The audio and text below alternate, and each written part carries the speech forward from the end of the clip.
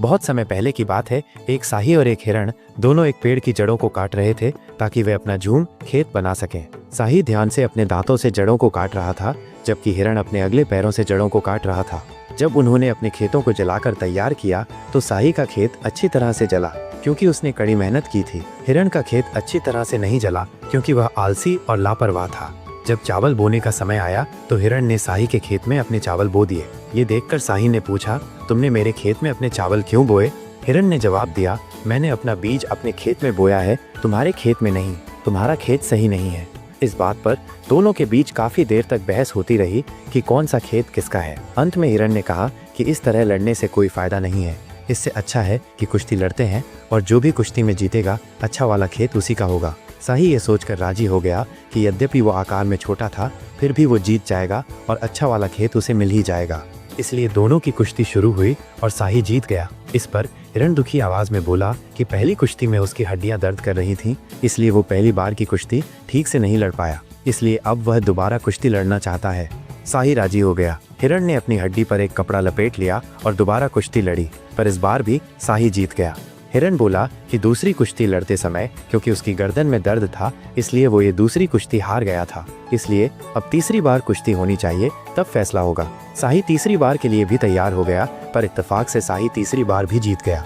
ये देखकर हिरण को थोड़ा दुख तो हुआ, पर वो अभी भी हार मानने के लिए तैयार नहीं था, इसलिए उसने एक और सलाह दी।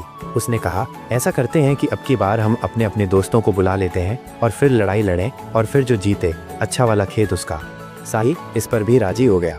हिरण ने तो अपने बहुत सारे दोस्तों को बुला लिया, पर शाही का कोई दोस्त न था। इस प्रकार हिरण की तरफ तो बहुत सारे जानवर थे मगर शाही की तरफ कोई भी नहीं था, इसलिए उसने किसी तरह मधुमक्खियों को अपनी तरफ कर लिया। उसने उन मधुमक्खियों को बियर के कुछ बर्तनों में बंद कर दिया और उन बर्तनों को एक अलमारी के ऊपर रख दिया। थोड़ी देर में हिरण का भेजा एक बंदर आया और उसने शाही से पूछा कि क्या वो हिरण को उसका खेत देने के लिए तैयार है। शाही ने हिरण को खेत देने से तो साफ इनकार कर दिया, पर उसने बंदर को एक प्याला बहुत बढ़िया शहद पीने के लिए दिया। शहद पीकर तो बंदर बहुत ही खुश हुआ और उसने शाही से वादा किया कि वो उन दोनों के बीच सुलह और शांति करवाने की कोशिश करेगा। बंदर शहद पीकर वापस चला गया और हिरण को अपनी शाही से मुलाकात की कहानी सुनाई। यह कहानी सुनकर हिरण ने तुरंत ही अपना एक और दूत शाही के पास इस संदेश के साथ भेजा कि वो आखिरी बार उससे पूछ रहा है कि शाही अपना खेत छोड़ने के लिए राजी था कि नहीं। इस बार शाही ने सारे जानवरों को अपने आप से लड़ने की चुनौती दी, पर उसने साथ में ये भी कहा कि वो सारे जानवरों को अपने आप से लड़ने से पहले अपने घर में बियर पिलाएगा। सारे जानवर ये सुनकर बहुत खुश हुए और उसके घर में बियर पीने आए तो उसने सबको अपने घर में अंदर बुलाया और जब वे सब अंदर आ गए तो उसने घर का दरवाज़ा बंद कर दिया। फिर वो बंदर से बोला, तुम सबसे पहले हिरण के दूत बनकर आए थे, इसलिए सबसे पहले मैं बियर तुम्हें ही दूंगा। जाओ और जाकर बियर का एक बर्तन खोलो और उसमें अपना सिर डालकर उसमें से बियर की पहली खुशबू सूंघो, कहीं ऐसा न हो कि वो निकल जाए। ऐसा कहकर वो खुद अलमारी के ऊपर चढ़ गया। बंदर ने खुशी खुशी बियर का एक बर्तन खोला और बियर सूंघने के लिए उसमें अपना सिर डाला ही था कि उसमें से बहुत सारी मधुमक्खियां निकल पड़ी। उन्होंने उसके सारे शरीर पर काट लिया और वो तुरंत ही मर गया। शाही ये देखकर अपने उस छेद से घर के बाहर भाग गया जो उसने अपने घर की छत में पहले से ही बना रखा था। फिर वे मधुमक्खियां सारे कमरे में फैल गईं और उन्होंने दूसरे जानवरों को भी काटना शुरू कर दिया। यह देखकर वे जानवर पागल से हो गए और इधर उधर भागने लगे, पर क्योंकि शाही के घर का दरवाज़ा बंद था इसलिए कोई जानवर वहां से बाहर नहीं भाग पाया। इधर उधर भागने के चक्कर में वे अलमारी से टकरा गए और अलमारी पर रखे बियर के दूसरे बर्तन भी खुल गए। उनमें से भी बहुत सारी मधुमक्खियां निकल पड़ीं और जानवरों को काटने लगीं। इस तरह उनमें से बहुत सारे जानवर बहुत जल्दी ही मर गए। जब शाही ने देखा कि सारे जानवर मर गए सिवाय एक कछुए के, तो वो घर के अंदर आ गया और उसने उस कछुए की पीठ को जानवरों का मांस काटने के लिए मेज़ की तरह इस्तेमाल किया। मांस काटने के बाद वो उससे बोला, ओ कछुए, मैं तुमको अपना एक पुराना वाला कांटा दूंगा और फिर तुम अपने घर चले जाना। शाही ने कछुए को अपना एक पुराना कांटा दिया। कछुए ने उसे अपने बालों में रख लिया और अपने घर चला गया।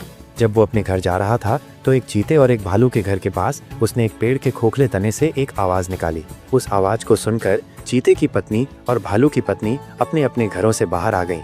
चीते की पत्नी और भालू की पत्नी ने कछुए से पूछा, कछुए भाई, हमारे पति कहाँ हैं? वे तुम्हारे साथ क्यों नहीं आए? कछुआ बोला, वे सब मर गए, यहाँ तक कि शाही भी मर गया, मैं अकेला ही बचा हूँ। देखो, निशानी के तौर पर मैं शाही का एक कांटा भी लाया हूँ। पर चीते और भालू दोनों की पत्नियों को उस पर विश्वास ही नहीं हुआ कि शाही मर सकता है, इसलिए वे दोनों शाही के पास दौड़ी गईं। वहां जाकर उन्होंने शाही से पूछा, क्या कछुए ने तुम्हें मार डाला?